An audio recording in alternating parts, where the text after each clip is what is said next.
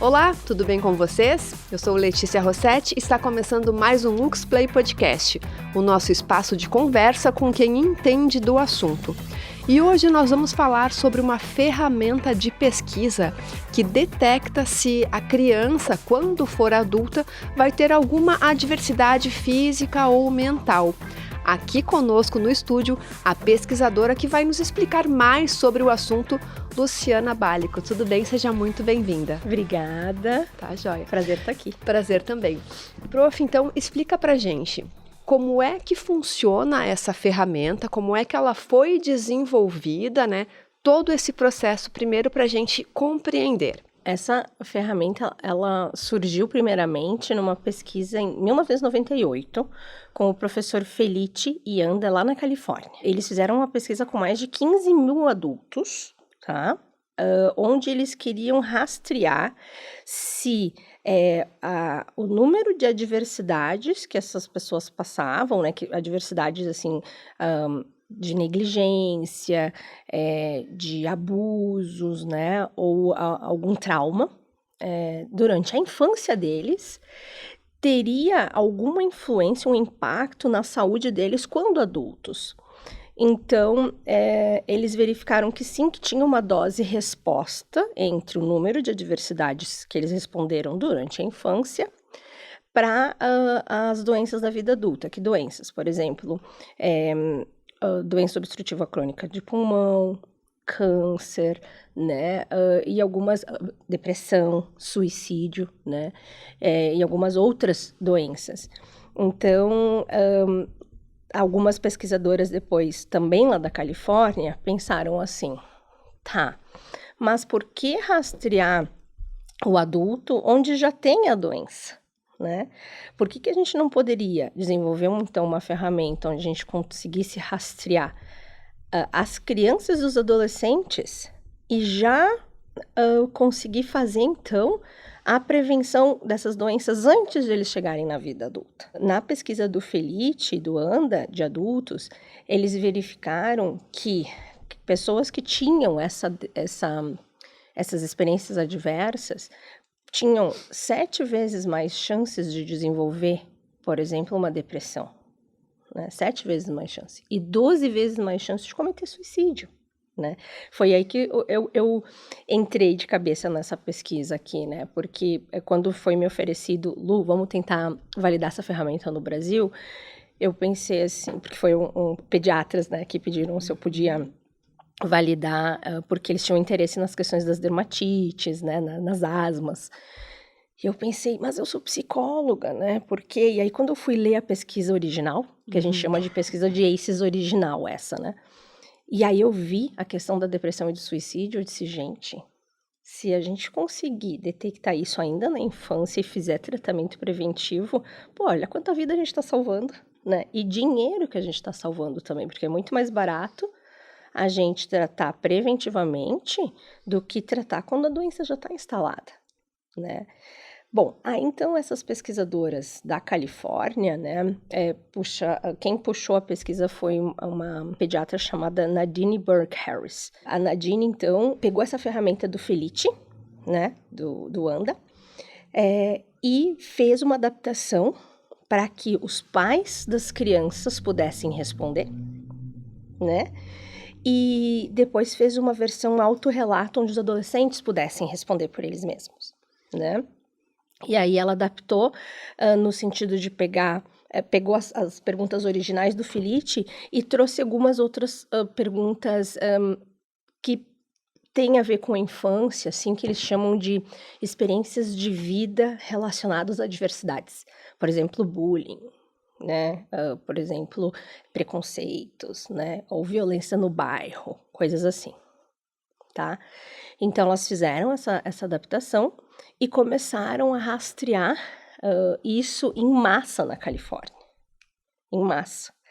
O governo da Califórnia, então, agora, vem investindo grana nisso, né, porque eles já entenderam que é muito mais barato para eles, né, conseguir rastrear essas crianças e começar a fazer tratamento preventivo do que esperar chegar na vida adulta e gastar depois com o tratamento. Esse instrumento, ele acaba indo muito além da genética. Sim. Totalmente. É bem diferente, né? Porque Sim.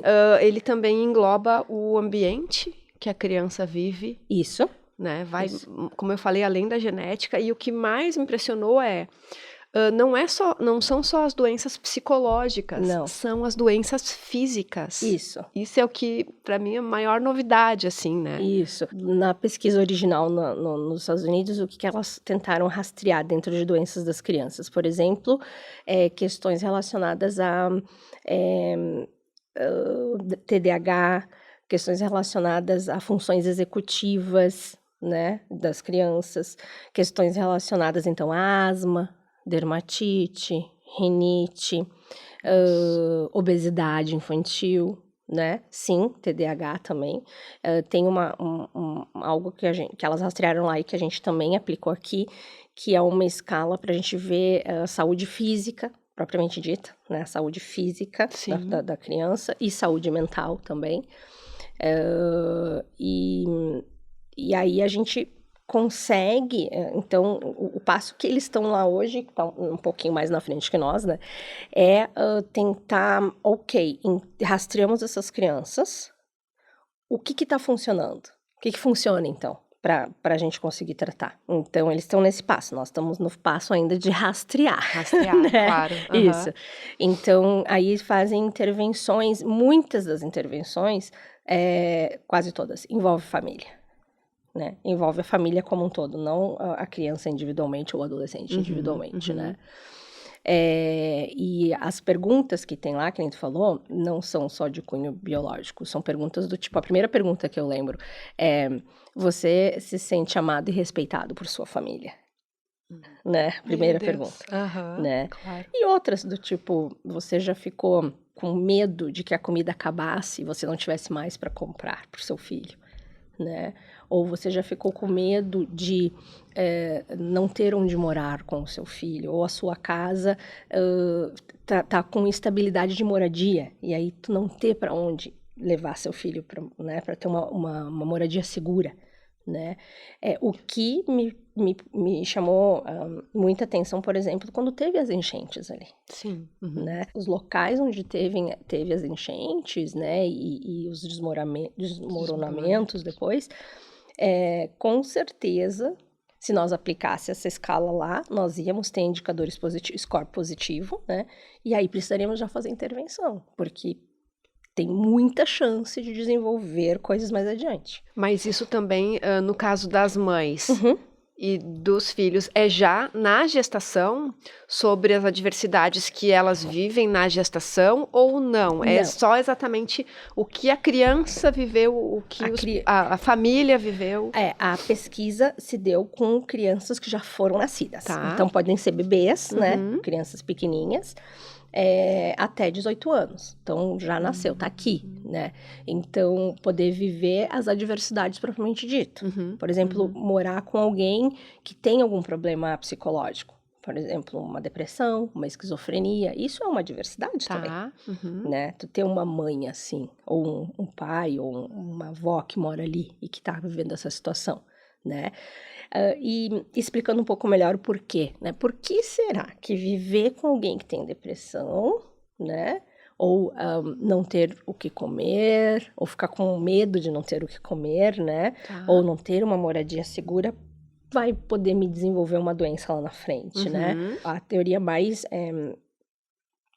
hoje entendida como a correta para a gente explicar isso é a teoria do eixo hipotálamo, hipófise adrenal. Né? Que a gente chama de biologia do ACE, né? Tá. O ACE em inglês é Adverse Childhood Experiences, que é experiências adversas na infância, que são essas coisas que a gente está falando, né? Então, acontece uma adversidade, né? Eu gosto muito de trazer um exemplo que foi a própria Nadine Burke Harris que explicou num TED que ela fez lá na Califórnia. Ela diz assim, tu tá andando na floresta e aparece um urso, né? Tu precisa... O estresse aconteceu. Então, o estresse aconteceu, ele vai acionar, né, o hipotálamo, que vai liberar uma substância chamada hormônio hipotalâmico liberador da corticotrofina. Tá. Esse hormônio aciona a hipófise, que vai acionar um outro hormônio chamado adrenocorticotrófico, que vai acionar as adrenais.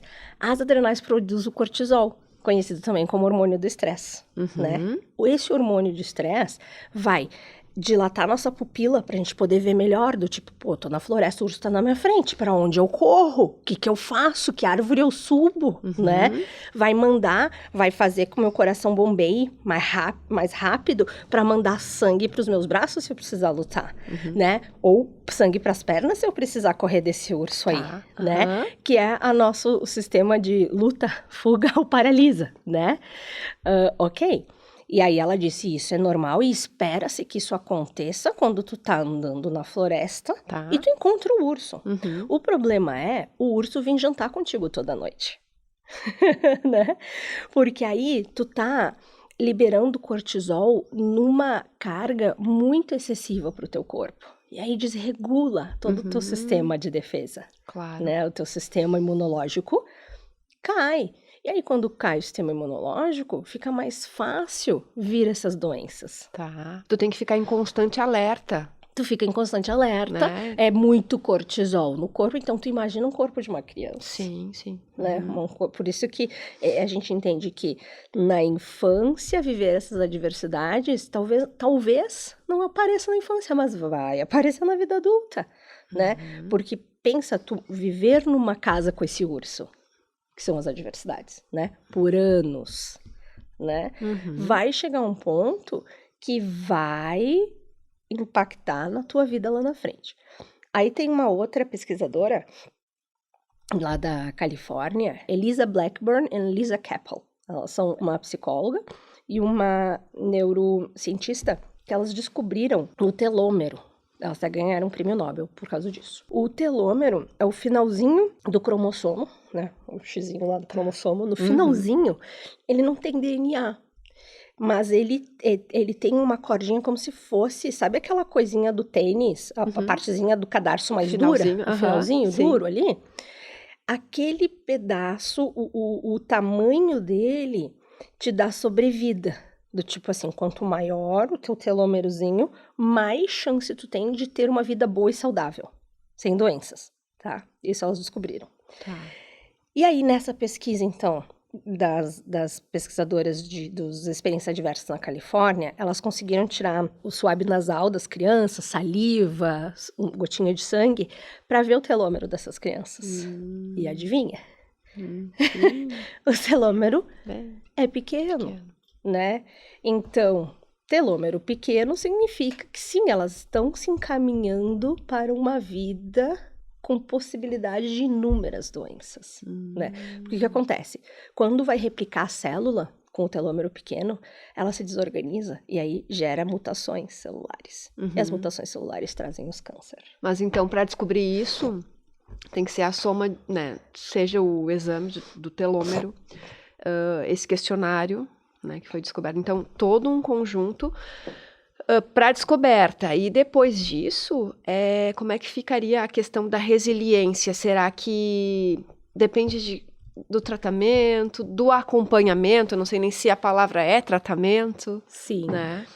Então, hoje em dia, né, o que elas vêm fazendo? Elas descobriram algumas formas, né, que cientificamente já estão dando certo, porque elas veem que... Porque o telômero, ele consegue fazer ele crescer. Ah, consegue. Aumentar. Tá. Consegue, né? Então, elas já descobriram algumas formas de algumas coisas que a gente pode fazer para aumentar telômero, dar mais qualidade de vida, né? E tentar criar mais resiliência. Tá. Né? Algumas coisas que elas já estão fazendo, né?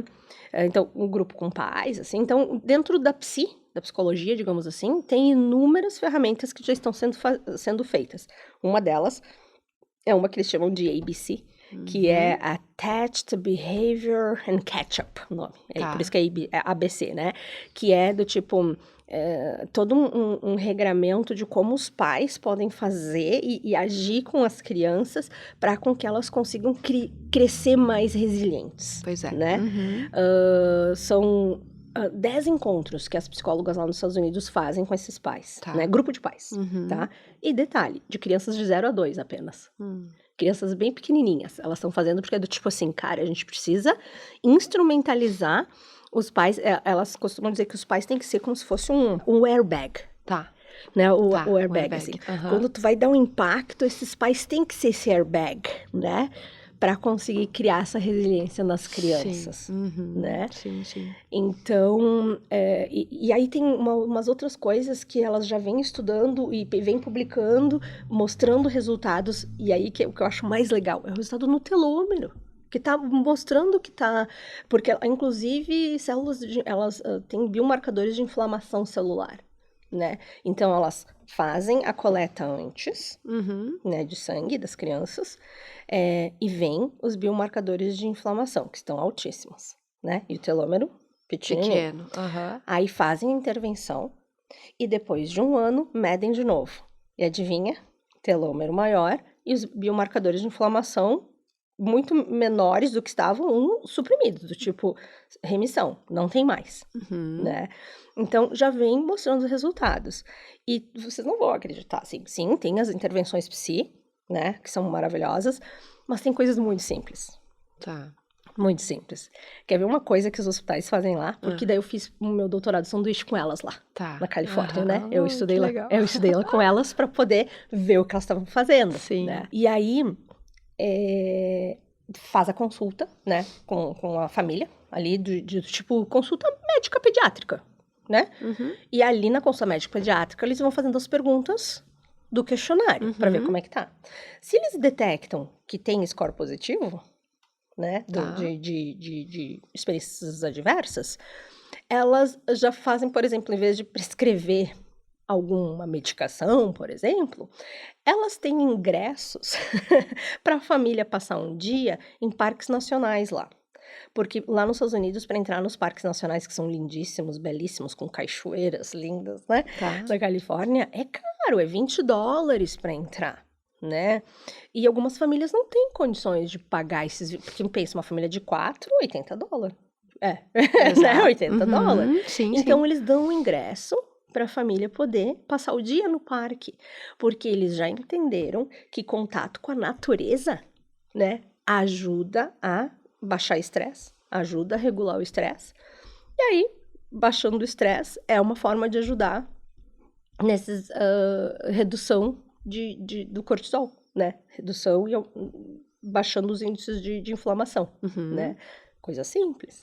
E, né? por exemplo, e as pessoas que estão nos assistindo aqui ou nos ouvindo, né? Digamos que não possam realmente fazer algo sempre com as crianças, que tragam algum tipo de prazer em família, enfim. O que poderia ser feito? Por exemplo, o esporte. Isso. É algo que traz um benefício. Atividade física é outra coisa. Atividade física, né? Então, por exemplo... Manter a criança em atividade esportiva. Então, também. Daí, estamos lá na consulta e elas verificaram algumas coisas. Então, eles também fizeram parcerias com entidades lá nos Estados Unidos. E aí, eles indicavam esse paciente para poder fazer o esporte sem pagar. Porque eles tinham essas parcerias, né? Então, por exemplo, tênis. Eles tinham parcerias com empresas que ensinavam tênis. Ou natação, ou atletismo, que eles são muito fortes no atletismo, né? Entende? Então, sim, era outra ferramenta, outra forma de tratamento, que não era medicamentoso, por exemplo, né? Exato. Para poder ajudar essas famílias. Então, a atividade física era uma dessas situações. Natureza é outra situação. Outra coisa interessantíssima, eles chamam de mindfulness, né? Que são as meditações guiadas por yoga também. Então, eles também tinham parcerias com centro de yogas para a família inteira ir fazer. Meu Deus, que coisa boa. Para a família inteira ir fazer. Então, o yoga também... E aí, eu disse assim, yoga... Fui atrás para ver, né, as ferramentas, as pesquisas, para ver a verdade. Tá. Sim, pesquisa publicada em revista científica com boa reputação, mostrando os resultados de que yoga funciona para também ajudar nessa regulação emocional aí. Talvez porque a pessoa tem que parar um pouco, voltar para si, que hoje em dia ninguém mais para, tudo é muito rápido, Isso aí. né? Os pais não olham para os filhos, busca na escola, leva para tal lugar e faz tanta coisa. Isso aí. Então talvez a yoga traga essa Isso aí. tranquilidade que precisa. Outra coisa, o sono também. Então, tinha toda uma maneira que eles explicavam para tentar fazer higiene do sono com essas crianças. Porque o sono, também eles entendem que qualidade de sono ajuda em diversas situações, inclusive psi, né? A gente já entendeu que pessoa que não tem boa qualidade de sono tem muito mais chance de desenvolver depressão. Sim. Né? E dentre outras coisas. Não aprende. Criança que não dorme direito não vai produzir neurotransmissores essenciais para o processo de aprendizagem. Sim. Né? Então, elas ajudavam do tipo assim, vamos ver como é que tá esse colchão aí, como é que é, né? E aí elas faziam numa entrevista para tentar entender com a família como é que era o ambiente onde a criança dormia, falava da importância de ter hábitos, né, para poder ter o sono correto na hora correta, né? As telas, né?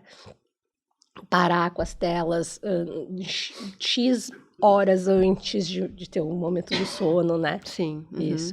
Então, outra coisa era a alimentação. E olha que... alimentação também. Olha que interessantíssimo que eles faziam. Tinha os food banks lá, que eram bancos de alimentos, né? Então, e eu participei de um deles. Nós íamos cedíssimo, 6 da manhã, tipo, para uma ceasa, né? E aí, nessa ceasa, tinha alimentos onde a iniciativa privada ajudava a pagar e o governo também. Então, a gente retirava alimentos lá, levava para o hospital e a gente montava kits, né? E aí, nas quartas-feiras, das 9h30, mais ou menos, até o meio-dia, a gente fazia essa distribuição de alimentos para quem quisesse. Não precisava ser paciente do hospital, né? Era para a comunidade em torno, porque o hospital entende assim. Se essas famílias estão se alimentando bem, vai vir menos serviço aqui para nós. Vai vir menos serviço, né? A gente vai ter menos crianças aqui com problemas de saúde. Então, daí a gente fazia essa distribuição, alimentos eram alimentos muito bons, assim. Era leite, eram ovos, era carne, azeite, né? Eram, inclusive, perecíveis, iogurte, porque toda semana tinha, né? E a gente atendia mais de 100 famílias numa quarta-feira. Nessas 2h30, assim, mais de 100 famílias. Bom, aí, meio-dia, começava uma palestra com uma nutricionista, onde ela via o que estava sendo distribuído e ensinava as famílias a melhor forma de preparar aqueles alimentos para poder render mais, aproveitar tudo, inclusive cascas, né? Então, ela ficava 1 hora preparando, né, esses alimentos ali com essas famílias que quisessem. E enchia o auditório. Enchia o auditório, né? Então, era isso. Tu vê, né? Às vezes a gente fica pensando que há formas de ajudar super mirabolosas. Não. Ali uniu a iniciativa pública com a privada, né? Fizemos uma força-tarefa lá e toca a vida. Vamos ajudar, sim, que com certeza isso vai ser uma forma de poder ajudar e minimizar essas experiências adversas, como fome, por exemplo. Como você estava comentando antes de a gente começar, não são só pessoas em vulnerabilidade social. Esse questionário que foi feito fala um pouquinho aqui no Brasil, né?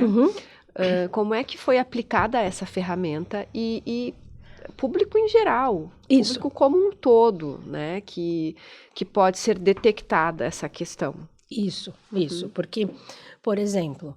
Essa primeira pergunta, né? Você se sente amado e respeitado por sua família? O que tem de, por exemplo, vulnerabilidade no sentido de classe econômica aqui? Exato. Isso pode acontecer dentro das melhores famílias, digamos assim, né? Pode acontecer em qualquer família. Uma questão de alcoolismo. Uma questão de alcoolismo também não escolhe classe social, né? E é uma das perguntas que está lá, também. Aqui no Brasil, para fazer essa validação, porque a ferramenta ela é californiana, Isso. né? Então a gente teve que fazer toda a tradução aqui para o Brasil. A gente utilizou todo o serviço aqui da universidade, do UX Writing Center, que nos ajudou. Né? Então, a gente fez todo um processo seguindo normas técnicas, né, científicas de validação. Sim. Então, a gente fez a tradução, fez toda a adaptação cultural, né, para entender se os termos que a gente estava usando na tradução eram realmente os termos corretos e que a população aqui conseguisse entender. E depois a gente fez, então, a validação no sentido de aplicar na população para verificar esses resultados, se batia, se media as mesmas coisas que lá nos Estados Unidos estavam medindo. Né? E aí, então, no nosso N foi inicial aqui, né, as pessoas que a gente entrevistou 202 pais de crianças e adolescentes, de 0 a 18. E de adolescentes a gente entrevistou só 69. Tá? Então, nós estamos agora coletando mais adolescentes. Porque a gente não conseguiu fazer alguns cálculos com os adolescentes, porque foi muito pouquinho, né? Mas com os pais, sim. A gente conseguiu validar a ferramenta de pais, né? Os pais responderem. E quando eles respondem o questionário é anônimo? Isso. Isso. Na pesquisa foi anônima, né? Foi de forma anônima. Mas daí na clínica, quando a gente for usar na clínica, né? É o profissional que está atendendo, o profissional de saúde, que vai aplicar, né? Fazer esse rastreio. E aí, então, o que a gente conseguiu ver na nossa população Brasil, né? Comparando até com os Estados Unidos. Que algumas questões socioeconômicas, né? Perfil socioeconômico do Brasil e dos Estados Unidos não bateu. Porque para eles lá, eles entendiam, eles viram que tinha uma associação de quanto menor a renda, mais chance tinha de desenvolver experiências adversas. No Brasil, não. A gente não viu isso. A gente não entendeu que renda é um fator de risco, por exemplo. Não, né?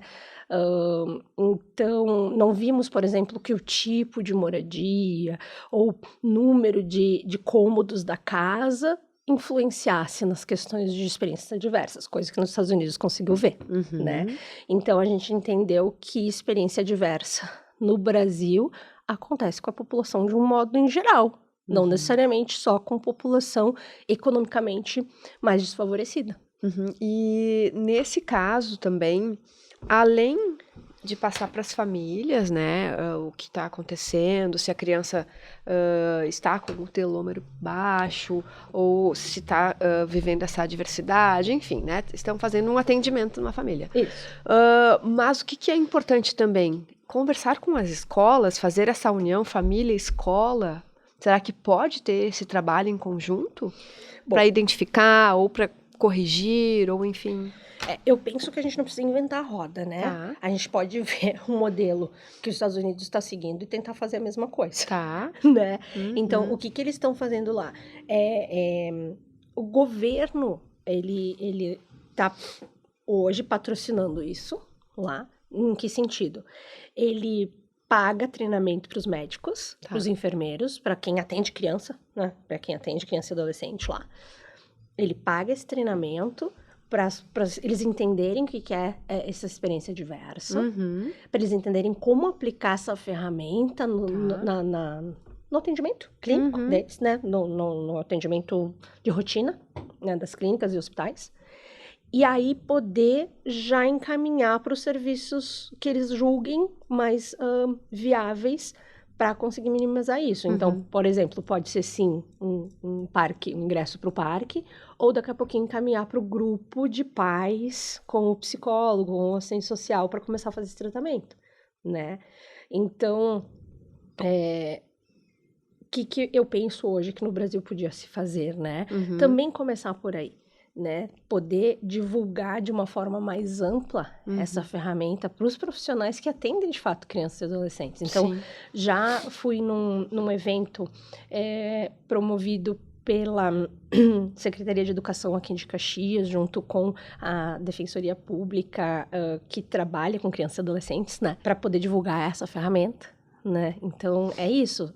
Quem trabalha com criança tomar ciência do que são essas experiências adversas, para daqui a pouquinho poder rastrear e poder fazer os encaminhamentos. Mas, como eu falei, a gente está meio que engatinhando ainda. A gente tem a ferramenta pronta, ela foi... nós terminamos ela em agosto do ano passado. Sim. Então, tem um ano. Nossa. Ela tem um ano, né? Então, agora eu acho que seria a fase da gente poder divulgar isso, né? E poder instrumentalizar as pessoas, sim, para poder usar. E, além disso, só fazer o screening, né? Fazer o rastreamento, tá, e daí? O que eu faço daí? Para onde? Então, essa é agora a nossa próxima fase da pesquisa. Tá. É tentar ver o que no Brasil, de fato, a gente pode fazer para conseguir dar esse andamento. Então, ok, vi que uma família tem uma questão aqui de experiência diversa. Para onde eu levo? O que eu faço, né? Que é agora a nossa pesquisa que eu estou conduzindo junto no programa de pós-graduação aqui de psicologia da UX, né? No nível de pós-doc, para a gente tentar verificar isso, né? O que na nossa realidade Brasil a gente tem de possibilidades de tratamento.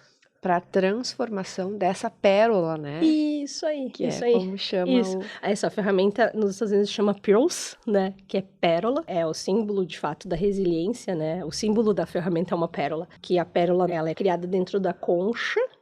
Quando o grão de areia entra, né? Ele irrita essa concha.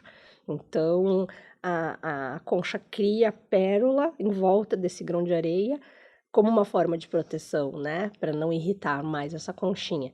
E aí o símbolo, de fato, da ferramenta Pearls Pérola como uma forma também de criar resiliência, né? Uma forma de criar resiliência. Ah, isso é bem bonito.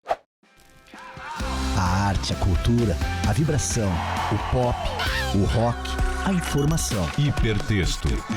Até aqui o grupo disponibilizou 2 poderosos singles. UX FM Conexão.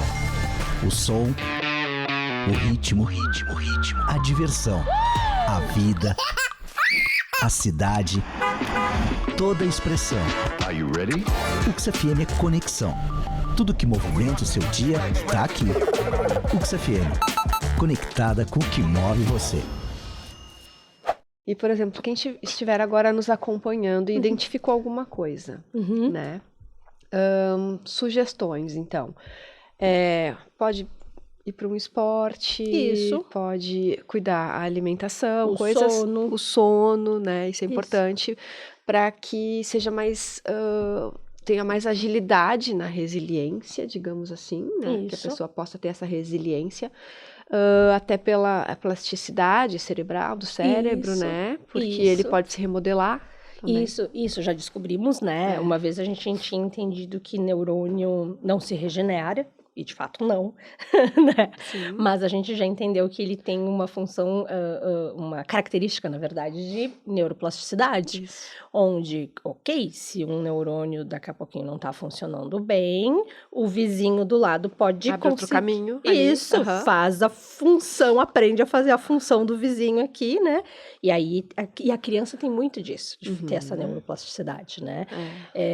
Eu atendo crianças no meu consultório e eu digo que é tão mais fácil trabalhar com eles, porque ele é muito mais rápido.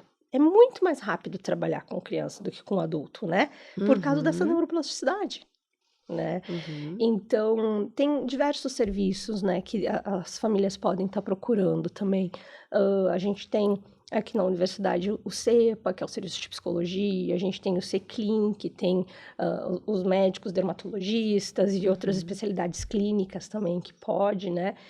Além de coisas que não necessariamente estejam dentro da saúde propriamente dita, mas que está relacionado, como a gente falou.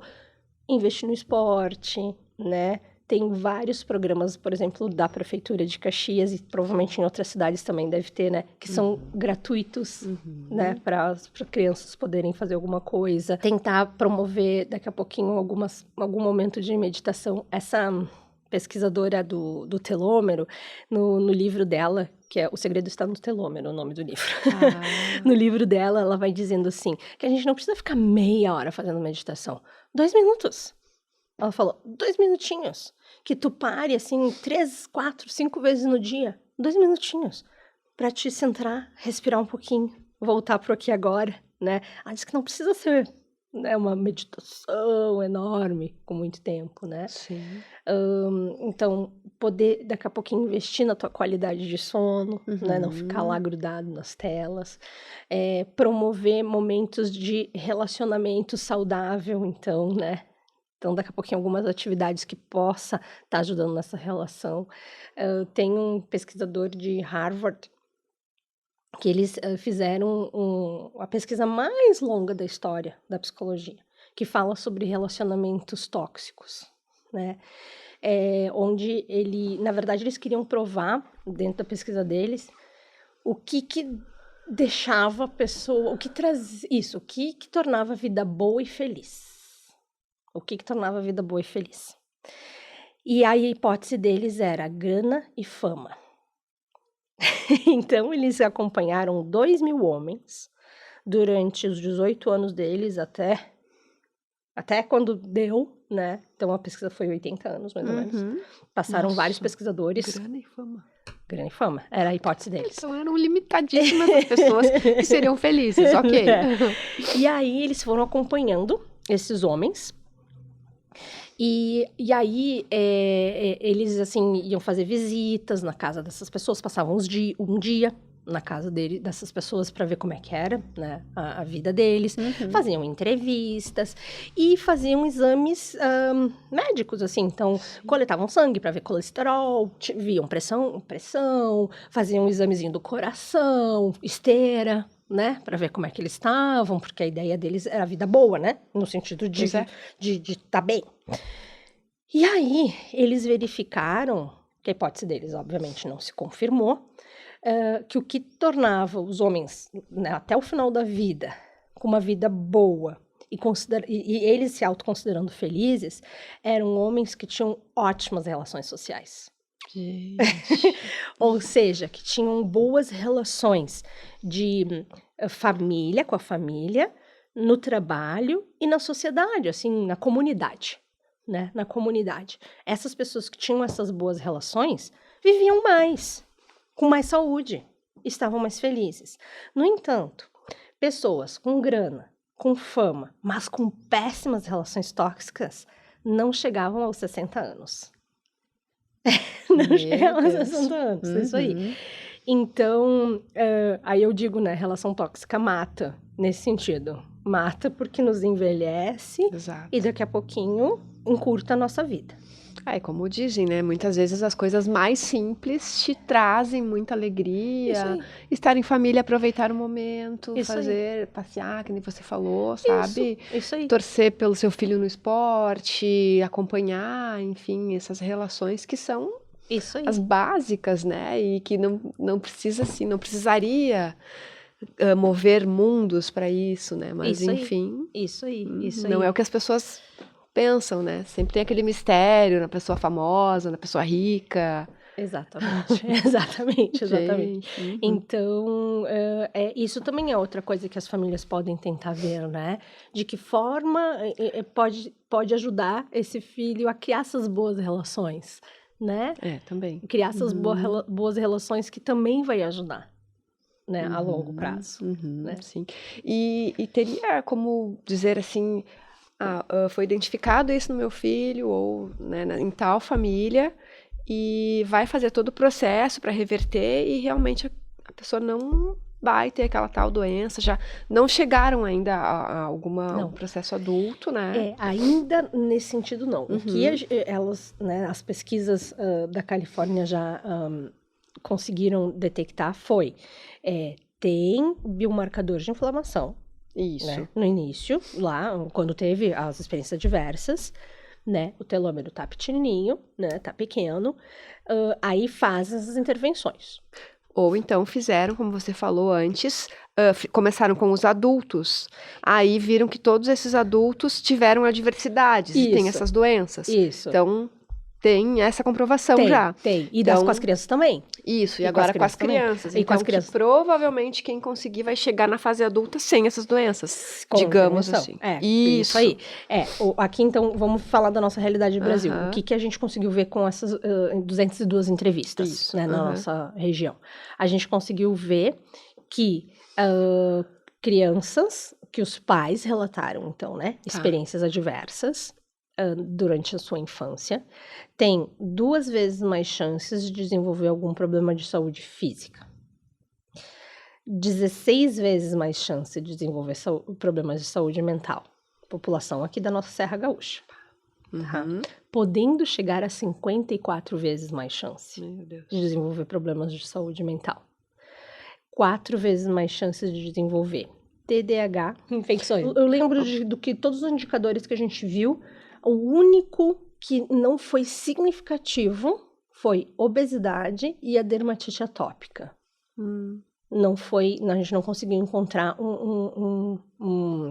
dentro da estatística Tá. uma associação significativa. A gente encontrou associação, mas não foi significativa. Tá. Né? Uhum. Todas as outras doenças a gente conseguiu encontrar, né, índices de chances de desenvolver essas doenças ainda na infância. Teria, assim, uma idade limite para isso?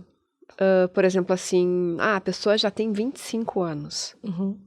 Ela pode começar a fazer a prevenção dela. Claro, já pode ter tido algum tipo de doença, enfim, né? Pode. Mas, dali pra frente, se ela não teve nada, dali pra frente, até os 50, 70 anos. Sim, sempre há tempo de começar a ter uma melhor qualidade de vida, né? Sim, sim. Fazendo as Basta. melhores escolhas, né? Uhum. E ter o conhecimento para isso também, Isso. né? E ir em Isso busca disso e de repente querer uma qualidade pro seu filho e faz junto, enfim. Isso aí, Né? isso aí. Essa é a ideia. Daqui a pouquinho conseguir colocar toda a família junto nesses novos hábitos, nessa nova forma de viver a vida, né? Para conseguir minimizar esses danos. Ai, com certeza. Mas é uma pesquisa, é incrível essa pesquisa, né? Sim. É enorme, com certeza muito eficaz. A gente está continuando agora, né? Como eu falei, a gente conseguiu, por exemplo, essas questões das doenças que eu falei, né? 16 vezes mais chance de desenvolver doenças mentais, né? A gente não conseguiu ver com os adolescentes, só com as entrevistas dos pais, dos pais relatando. Porque os adolescentes ainda, o N era muito pequenininho, 69. Então, a gente está continuando a coleta agora, para a gente tentar ver essas mesmas coisas em adolescentes. Então, a gente vai continuar, né, para poder verificar se isso também bate. A nossa hipótese é que sim. Claro. Né? É que sim. Então, a gente continua, acredito que até metade do ano que vem, fazendo toda essa coleta para conseguir aumentar, né? Tá. E depois eu posso voltar para contar o resultado. Com certeza, porque a gente poderia ficar conversando um tempão aqui, que teria muitas vertentes aqui, né, pra gente poder seguir na conversa, mas enfim, acho que foi bem esclarecedor. As pessoas, né, podem ter a ideia de como é que funcionou essa pesquisa e de como até aplicar mesmo agora, se identificou alguma coisa no dia a dia ou simplesmente querer ter uma vida mais saudável, melhor, enfim, de alguma forma, né? Olhar para si mesmo. Mas então, Luciana, eu quero agradecer a sua participação no podcast. Obrigada, parabéns pela pesquisa, que siga sempre, né, e traga cada vez melhor retorno para a humanidade. Isso. Tem o nosso vice-reitor, ele tem uma fala que eu gosto muito, que ele diz assim, o Prof. Asdrubal, a pesquisa, ela tem que ter um retorno para a nossa sociedade, né? E eu fiquei muito feliz de entender que talvez essa pesquisa aqui, ela possa de fato, não só trazer um retorno para a sociedade, mas ser importante impactar a vida das pessoas, né? Essa é a ideia, assim. Então, vou seguir. Que bom, obrigada pela participação. Obrigada. Até a próxima. Right. E você que está nos acompanhando pelas redes sociais, nós estamos no YouTube, no Spotify e também no Instagram, @uxplay. E todas as terças-feiras, a partir das 8 horas da noite, na Rádio Comunicaverso. Muito obrigada pela sua atenção e até o próximo podcast.